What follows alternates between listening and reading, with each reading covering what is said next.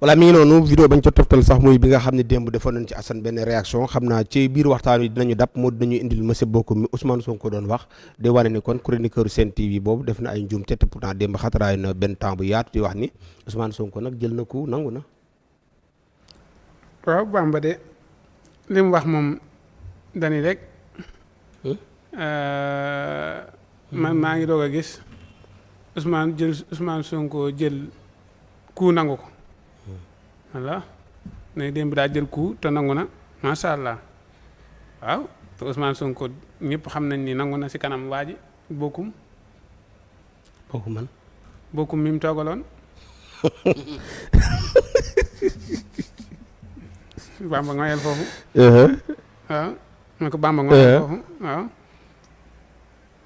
na Bamba ngoy foofu loolu la waxoon dane rek Ousmane Sonko dane ko Bocoum de ànd na ma ak yow 100% ak li nga wax ànd naa si. waaw non c'est-à-dire li indi débat bi Assane bàyyil di dof dof mel ni ku xamul la xew. non na jafandu fii xam nga lépp fii baax na.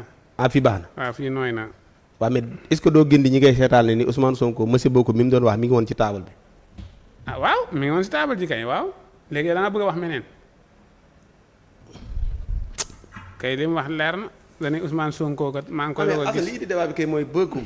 ma booy doon wax naan chef de l'opposition di ko bil ay bunt moom kii laay fayal ma fii waaye. waa daa jël ku nangu na. waa léegi monsieur Bocoum mi muy wax. laay baal ma fayal ma fii waaye. waaw ñu koy wax teeti resé nga ci seen débat bopp monsieur Bocoum mi muy wax mooy Thierno Bocoum mi doon def conférence de presse wax ay points. Ousmane Sonko wax daal ne monsieur Bocoum d'accord na ak yow ci li nga wax. moom la ko Sénégalais di leeral di wax ni du Bocoum moomu Bocoum mi mu doon moo dina la ko wan léegi. waaw.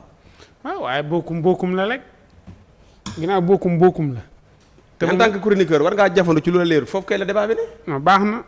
ah baax na. waaw na si jafandu rek ma wax ne ginnaaw Ousmane Sonko daal jël na ku nangu na alhamdulilah rabbil alamin moom ginnaaw gis na ni Ousmane Sonko day nangu kon Ousmane Sonko na continué di nangu rek bu fekkee lu jaadu la. mais yow loolu kii nañ fi ba taay anam. bu fekkee jaadu na Bocoum a ngi nii. waaw Bocoum a ngi nii. waaw léegi. waaw Bocoum bii la Sonko di wax. waaw Bocoum a ngi nii rek. waaw léegi Bamba mee nee na Bocoum ma ne la Sonko doon wax. waaw mais benn la rek moom Bocoum la rek comme que loolu la daal moom nañ ko encouragé rek te jéem di ko xelal ndax it ay nit bu ñu nekkee si ay plateau daal nañuy jàppalante rek waaw ay nit bu ñu bokkee plateau dañuy jàppalante boo gisee ni kii kat mbedd bi mu solo du noonu comme ni ma def léegi si kii bi nu mu tuddati texte bi wala kii bi li ma wax si li ma waxoon léegi nii sax ba ngeen ni ma àggu ko fa. mooy ca affaire kii diplôme voilà xam nga bu ñu nee bëreet diplôme bu ngeen bàyyi woon mën naa see wax ba mu jeex. waaw bu ko defee ñu sarxe ma. mais nit boo bokkee ak moom plateau bu nee bëreet nag naan ko déet du noonu. ni ko est-ce que ñoom xamoon nañ ko. xamoon nañ ko kay. ñi mu toogal waaw dañ koo saraxe. xamoon nañ ko ndax ba mu nee ba continuer après keneen ki ngi doog a leeral gis nga nit ki bu fekkee ni li muy wax xamu si dara. waaw vraiment xamu si dara yow yaa ngi toog yoo xam nga ci bu baax nga ni Thiel di ko seetaan ba mu wax ba daanee yow nga daal di ñëwaat nag daal di ñëw leeral mbir mi ni mu doon loolu pour éliminer ko la si biir wax ji nga koy dagg may ko si biir wax ji nga naan bëri dugg si ay waxam ni ko may mu ñëw loolu kat nii la nangam bu ko defee moom doo bàyyi ba mu daaneel nag nga leeral ko loolu pour éliminer ko la. woote nañ foofu il faut que ñuy jàppalante ñoom si seen biir pour mën a doolante bu baax doolelante bu baax a baax a baax a baax. D'accord mi ngi noonu jërëjëf Assane léegi